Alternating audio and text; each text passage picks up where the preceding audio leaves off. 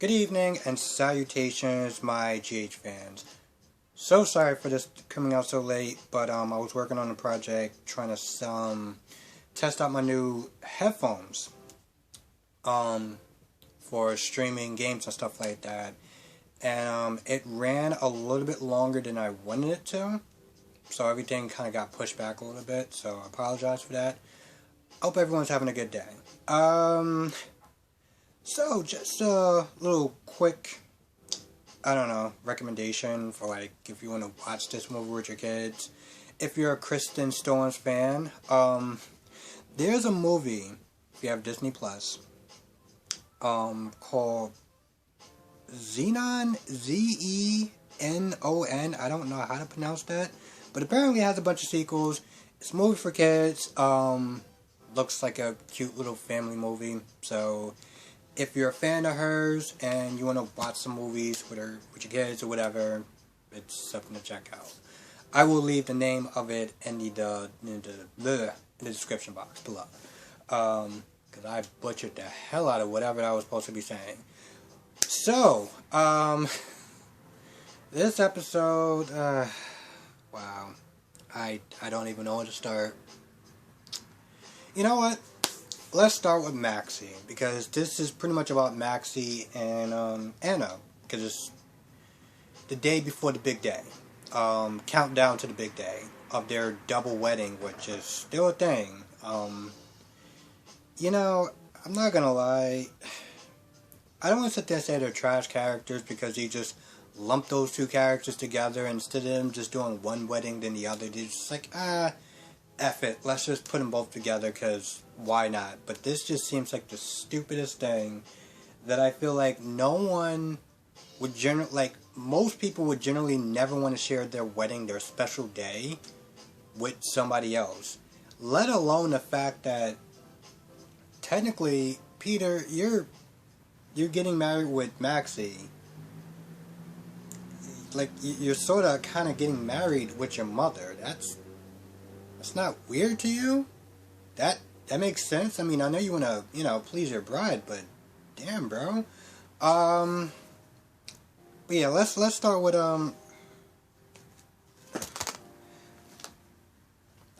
Maxie. So Maxie's not there talking to Nina, and her mother. Well, Maxie's mother couldn't be there because reasons. I don't know. I think her grandmother fell and broke her hip or something, and she has to care for her. Some BS that they made up for the reason why Felicia isn't there, and apparently her dad isn't there either.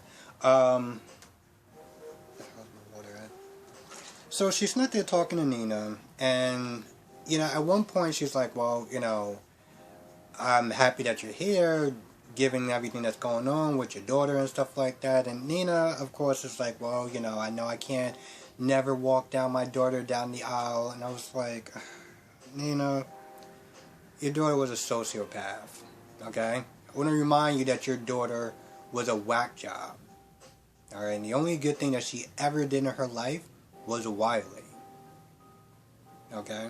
You honestly think that, anyone would voluntarily marry her given all the recent stuff that happened? I mean, the Grant, whatever his name was, he died under suspicious causes, because at one point they ruled it out as an accident, and then later on she kind of admitted to it, but everything now, I mean, come on, seriously, who's gonna marry her? She talks about her daughter and stuff like that. And then at some point, the conversation when Nina was like, listen, I give you a lot of respect and a lot of props because, after losing Nathan, you still had the courage to find love. And the thing about Maxie, what she said was that when she went to the grave, she went to Nathan's gravesite, and she can usually feel like his warmth and his presence and stuff like that. And she went there to ask for his blessing, and she didn't feel that. And I'm just like, so let's just kind of add this up. Pretty much everyone that you've known your entire life have been snitted saying that Peter is not a good guy for you. He's bad news. You don't want him. You want no parts of him. And you have been just, you know, being dismissive at best to every person in your life that have known you. You go to your husband's grave. Usually feel a warmth presence. Now, I'm not going to really kind of get into it too much about, you know, like maybe it was something that she felt, like maybe it was in her head, or maybe this was real. But, I mean, the fact that she went there and was like, it felt different when she asked for her husband's blessing. I mean, anyone would be like, really, Maxine? Really? Like, seriously? Oh, okay. Yep, this makes sense. So, at some point, she pretty much fires, she fires Nina from being, like, you know, part of her wedding crew or whatever. Not, you know, for anything, just because of the fact that, you know, she's going through a lot of pain, and she shouldn't have to sit there and chalk up a smile just for her wedding day, you know. So she's like, you know what, listen, you're officially removed, you're done, so just, you know, go home or something. And then she goes to, well, she gets a call from Spinelli telling her, now I kind of got to do this in a bit of a odd sequel, but Spinelli was downstairs at the Metro Court, well, downstairs in the lobby talking to Jason and Sam, and Peter just walks up and is like, hey, I want to talk to you for a minute, Spinelli. They all just kind of look like, what the hell? What's he got to talk to you about? So Spinelli follows Peter. They go upstairs to the hotel. Upstairs to one of the rooms. And Spinelli is talking about something. I don't know what he's saying. But Peter's just like, alright, stop talking. And I'm not going to lie. Here's the thing about Peter. When Peter's bad, you know, when he gets into his villain mode, listen, I know that a lot of people don't like Peter and they think he's bad news for Maxie and everything like that. And it's all true, but this guy is so entertaining when he puts on his, I guess, villain mode or whatever. Like when he's just very serious, it's just so great, you know? Like I feel like I should actually have like ice cream to sit there and watch this stuff. I'm gonna start doing that sooner or later. But he pretty much is like, listen, Spinelli, let's just cut the crap. I want you around my wedding. You need to tell Maxie. You need to go. So he calls Maxie and he's like, oh, I'm not feeling good. Yeah, I'm coming down with something. So I won't be there. But wish for your happiness, all success, and rah rah rah. Bye.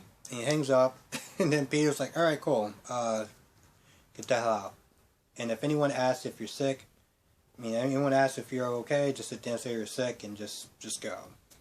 And Spinelli leaves. And here's the thing that's a little kind of odd about this scene. Why would he just leave? Like, he pretty much kind of promised Spinelli, he pretty much kind of promised Maxie that he would sit there and stand by her and to be there when she falls, when, you know, Peter disappoints her. So why would he just suddenly just leave? You know?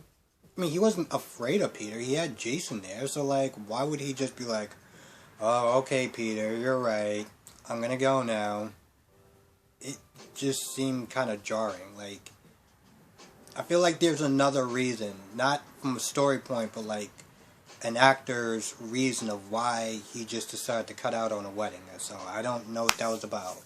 Anyway, yeah, so, Maxie decides to go back to the grave, to Nathan's gravesite, and start talking to Nathan again. Like, you know, I'm about to get married, and I guess she's going to sit there and try to re-ask for Nathan's blessing, which she didn't get the first time, and I don't know why the hell she thinks she would get it the second time, but, you know, Maxie is a very interesting character, because there's times where she can surprise me, there's times she can wow me, like when she sat down and talked to Sasha, you know, before she got her first taste of blow. She sat her down. She was like, "Listen, we don't got time for this. So whatever you got to do, get some coffee, get some stuff in you. Makeup people already left. We run on the clock now." Like when she was down, and you know what I'm saying, like that scene was like, all right, this is the Maxie, yes. But when Maxie falls for the wrong guy, like Levi, you know she's doing something stupid, but she just keeps doing it anyway. It's just like, Maxie, come on, seriously. I mean, to be fair, Maxie has never really had luck with men. Not really. I think Jesse was a cop. He got shot. The guy who, I think wound up saving Maxie during that whole, thing that Jerry Jacks was doing. Like when Jacks helped the, Metrocard hostage. And, some guy wound up saving Maxie. And then he got killed. So that's what, 2 people so far. Levi turned out to be a total psychopath, and Nathan died. So yeah, Maxie does not actually have a good track record when it comes towards men. So I guess in some sort of way, she's just clinging on.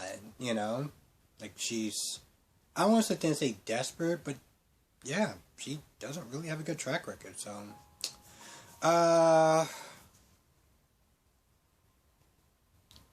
Sam and Jason talk for a little bit. And, you know, honestly, to tell you the truth, it wasn't even awkward. Sam looks good. I just had to sit there and point that out. And, you know, I'm not going to lie. I sometimes wonder why people do not like Sam so much. I mean, I know that a lot of it has to do with her attitude, aka her bitchiness sometimes. But sometimes I just kind of wonder, like, why do people really not like Sam? You know, and sometimes I sit there and think, like maybe Sam, in some, and not the same, but in some of these chat, like Facebook pages or whatever, like some of these women really do not like Sam, and I'm just like, is it because, like, she looks good? And I don't mean like she looks pretty, I mean like she looks like Maxim kind of pretty. By the way, she was actually in a Maxim magazine at one point. So is it just like jealousy or something? Because I feel like even with Sasha, you know, like there's a lot of people that don't, like, really do not like Sasha, and I just wonder why. And is it because they feel like she's too pretty or something? I mean, I know Sasha has her issues, but that's kind of the point of a soap opera, you know. I mean, as far as characters go, like, they're gonna have their flaws, and that's a good thing, you know. They shouldn't be perfect, you know. I mean, yeah, they look pretty and everything like that, but they shouldn't be perfect. So I always just kind of wonder, like, the hate between, like, Sam and, you know, whatever. But yeah, Sam and Jason were having a cordial conversation, and then at some point Britt showed up, and Britt was sitting there talking to Jason about the meeting with Cyrus and the board and everything like that. And then Britt asked about Dante, and Sam was like, yeah, no, he's fine. And Britt was like, oh, okay, good talk. Like, it was just the most awkward, just really awkward. Now, granted, I started watching soap operas for 2 years, so I don't know what their beef is, but, yeah. Cyrus and Jackie. So, Cyrus sees Jackie in the hallway, and he is furious because it wasn't, it was a couple of things. It was the news article that pissed Cyrus off. You know, the way that she pretty much kind of painted Cyrus as a monster according to his mother, or his mother's words. And also the fact that he, you know, she knows where, one second. She knows where, Cyrus' mother is. So he's mad at her for both of them, you know. The hatchet job and everything else.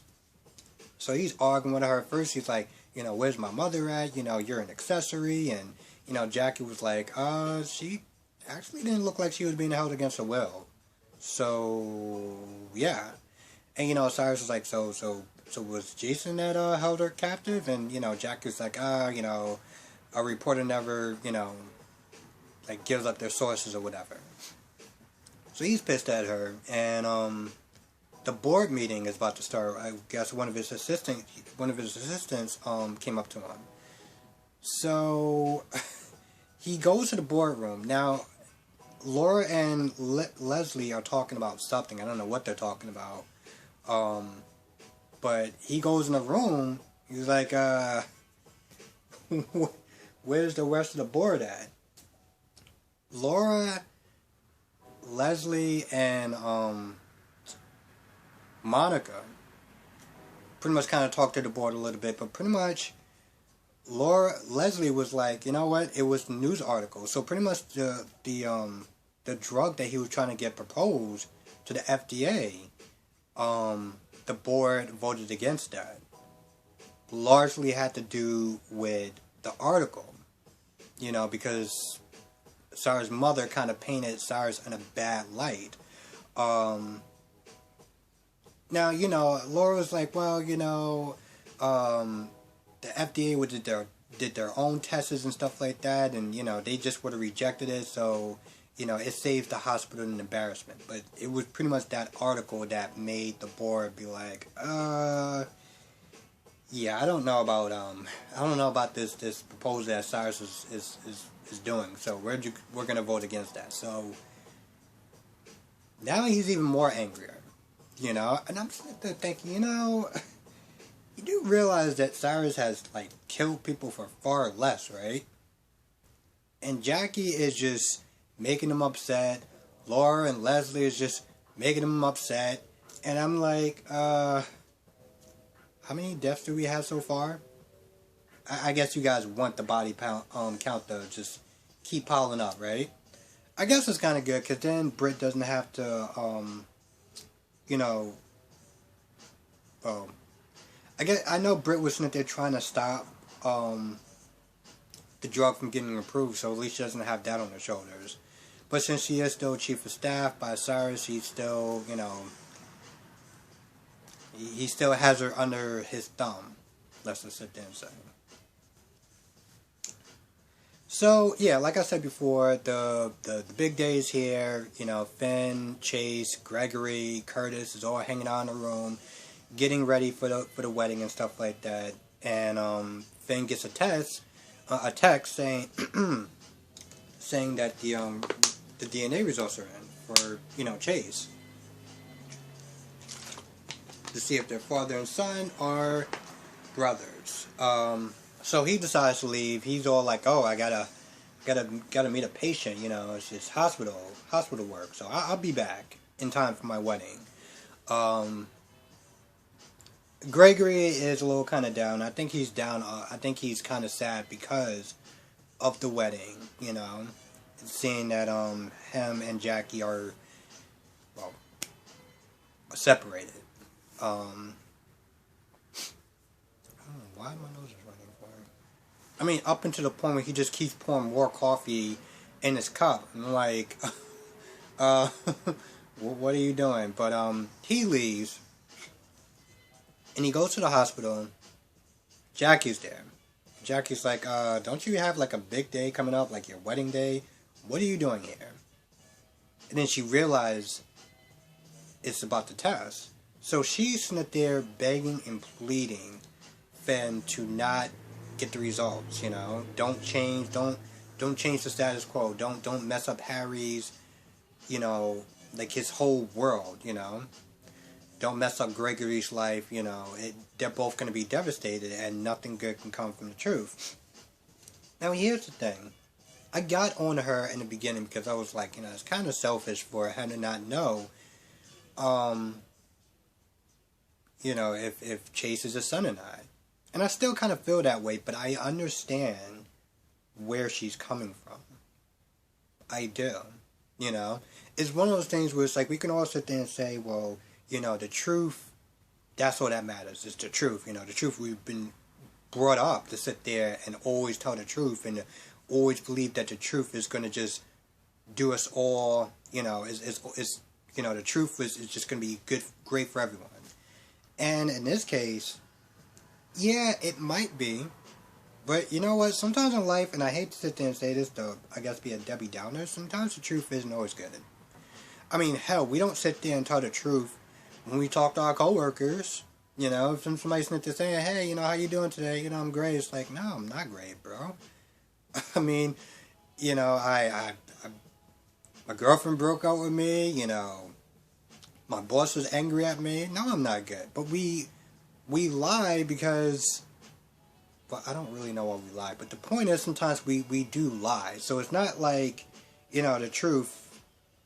I'm not going to lie. I actually don't know where I'm going with this. But I think what I'm sitting there trying to say is we don't always sit there and try the truth. And it's not because, you know, and sometimes we don't want to, you know, also sometimes we don't want to be, well, I hate to sit there and say it, assholes to each other, you know.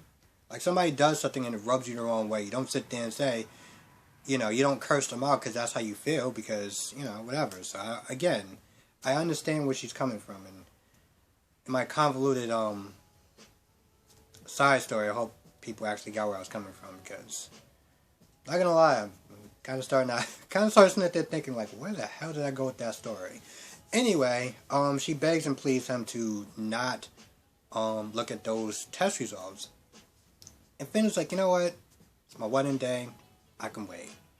You know, maybe today isn't a good day to do it. I'm sitting there thinking, now at this point, because Cyrus is sitting there looking at Finn and Jackie arguing. My guess is that Cyrus is gonna, either Cyrus or Jackie is gonna ask, one of them gonna ask a favor. And I feel like Cyrus is gonna try to use like his influence to like change the results. So that way it comes up as Chase is, you know, Finn's brother. And not, you know, father and son. But that's just my guess. What else? Oh, and on the other side of town, you got Valentine and, Anna. So, after, Jordan leaves, because Jordan comes over and Anna is just, like, in another world. And Jordan's like, you alright? And Anna's like, yeah, I'm good. I'm just finishing my tea. Okay, I have tea damn near every morning, and I never look like that. Ever. I have nothing against coffee. I just don't like how coffee makes me feel. But my point is, I have tea every morning. So, yeah, I'm not gonna lie. That story doesn't track. So, Valentine comes over and Jordan leaves. Valentine and Anna talk. And Anna pretty much is like, yeah, you know, I gave Peter a chance to come clean with me. And, you know, I want to really sit there and believe that he's changed. But he's lied to me. Now, to be fair, I do believe that given Anna's guilt, in the beginning, and then just the simple fact that, yeah, they're still family. She wants to sit there and protect them, you know.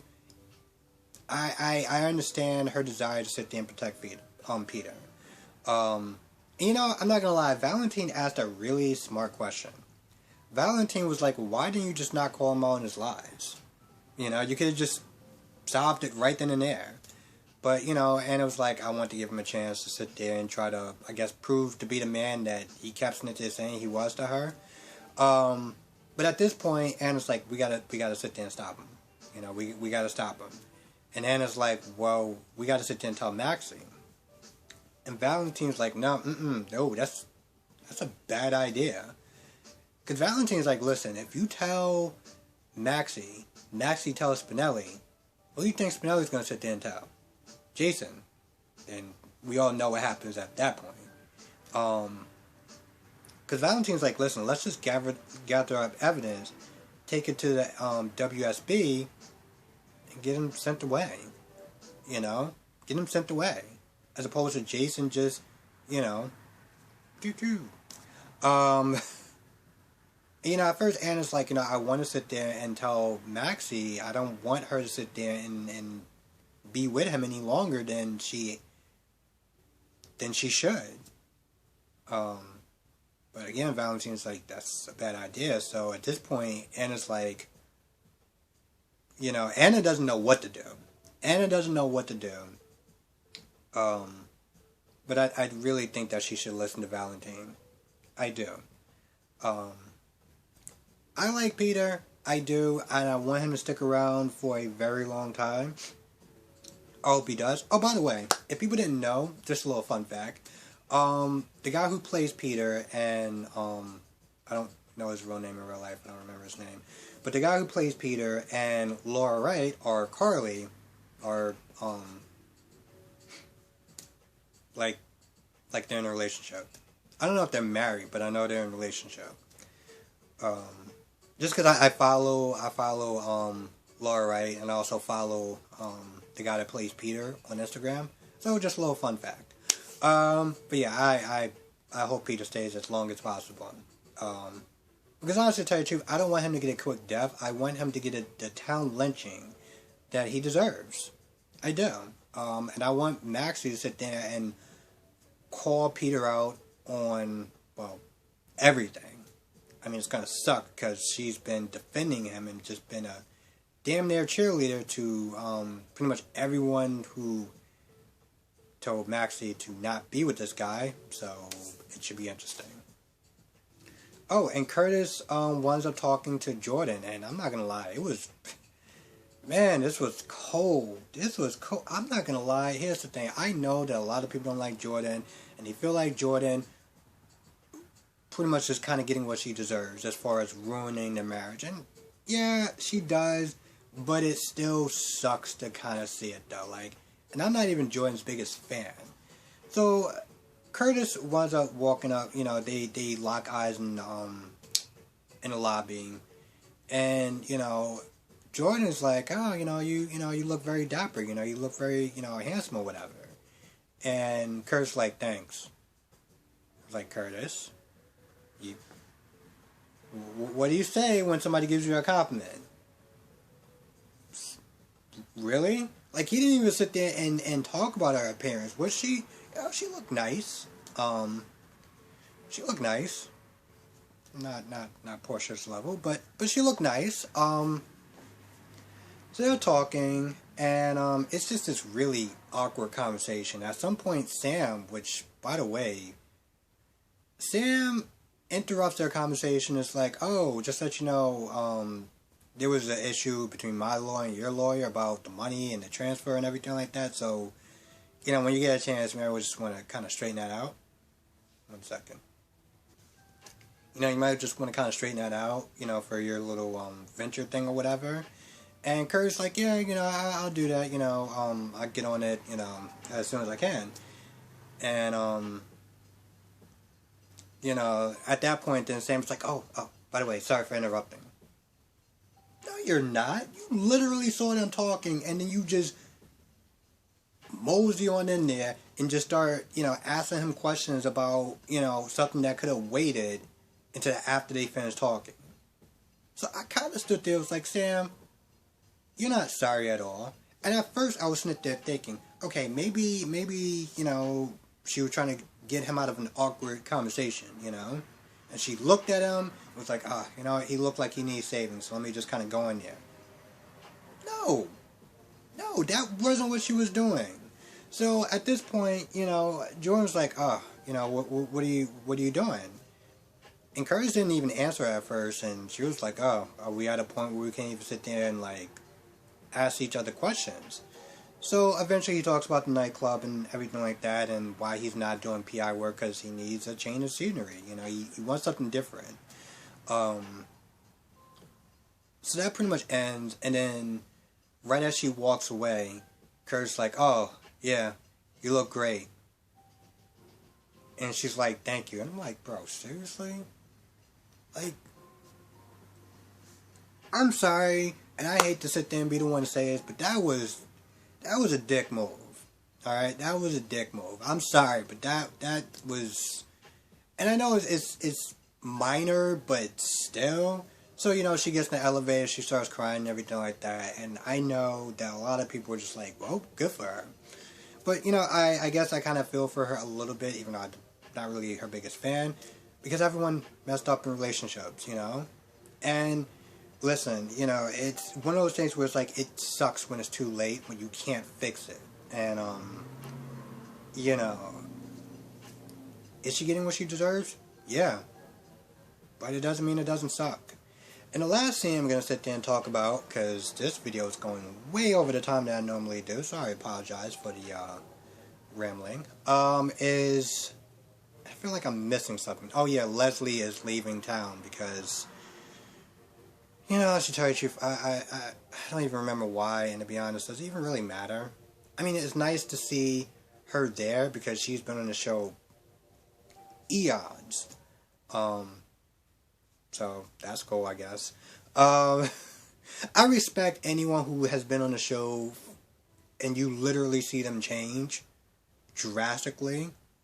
So I give her props for that. Always give the veterans props. And that's the conversation between Jason. Well, here's the thing. Cam, I don't remember how this conversation started, but I'm not gonna lie, I don't remember how this conversation started.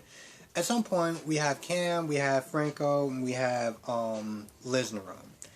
Now, I think that's what it was. It was Cam that was sitting there talking to Franco about the bad dream.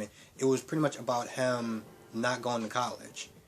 And Franco was like, "Yo, you need to go to college. You need to be great at whatever you're going to college for, but you need to be great at it. You need to live your life and do you." And Cam's like, "I'm not leaving you. I'm not leaving my family." This is when Liz comes down the stairs, and she finds out about Cam not going to college. She also finds out about about Franco attacking Cam. When he started him, woke him up. So, Liz is like, "All right, whoa, all right, one thing at a time." So, Cam was like, "Well, you didn't attack me. I started you and stuff like that." Just trying to cover up for Franco. Franco's like, "No, I nearly hurt you." So at some point, Franco's like, "Listen, I gotta leave. I gotta leave the house. And we talked about this. If I become a danger to the kids, I gotta go." Cam is not happy about that. And it's amazing because, man, earlier Cam would have been like, "Bye. Peace out." Because of how he felt, the animosity he felt towards Franco. And now, he's mad that Franco is leaving the house, even if he's doing it for everyone else's safety. He's upset. So he runs upstairs, he's angry. Jason comes in, and of course Liz, just has her side eye and just, staring daggers at Jason. Cam gets downstairs, and Cam's like, "Yo, what you doing here, bro? What's his other son's name? Jake. Jake ain't here. So, what are you doing here?" And Jason was there because Jason was talking to Sam about Franco. About walking through the steps of what happened and how Franco was kind of having a meltdown and was talking to himself. So he comes over, Franco's house. Also, Sam was like, I was scared or whatever. So, I'm not gonna lie, I was like, well, I guess that equals putting a bullet in Franco's head. So he talks to Franco about, the whole Metrocourt scene or whatever, and like him hearing voices, and I don't remember how the conversation went, but let's see. Franco was like, I was hearing voices or whatever about, the voices are coming from Peter. And, Liz was like, see, it's about the leftover memories from Drew, not the tumor. So you don't need to be here. I'm not gonna lie. I really don't remember what else would happen. I know that they talked, and Jason just had that serious look on his face. You know, Liz being all defensive, and, you know, I'm not gonna lie, I just remember their conversation not really going past anywhere, except for the fact that Franco was telling Jason about, the voices coming in his head, and it being from, Peter. Peter being the voice in his head. And that was pretty much about it. I'm not gonna lie, at first, Liz almost seemed like she was in somewhat denial. You know, Liz was like, you know, you don't have to leave, you know, Cam just started you, you know, he woke you up and stuff like that, and you weren't gonna do anything. And I was like, Liz, we're not doing this. we're not playing this denial game. I listen, as far as the tumor goes, and her not having enough time with Franco, I get it. I get it. Like, you have no idea how much I get it as far as the whole cancer thing. But it's your kids, though.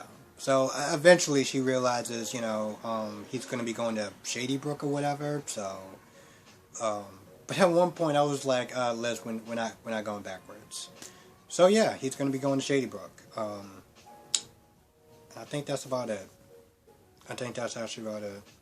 I don't think I missed anything, and if I did, write down in the comment section below. Again, apologies for it coming out so late. Also, apologies for it being so damn long.